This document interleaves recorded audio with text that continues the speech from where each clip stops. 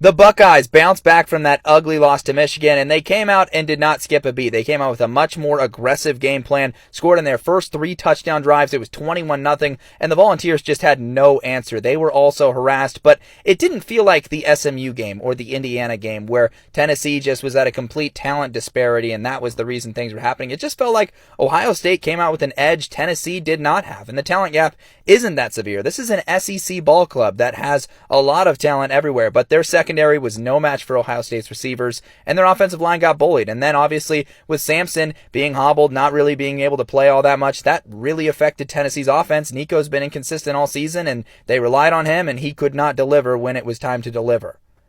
We will get the long-awaited rematch between Ohio State and Oregon, but not in the Big Ten title game. Instead, in the Rose Bowl in the quarterfinals, it's going to be absolute cinema. With Tennessee losing, that's going to erase a lot of the silly narratives that were around Alabama and Ole Miss's exclusion from the playoffs. Now that Tennessee's been blown out, people that were talking about that don't know what to say.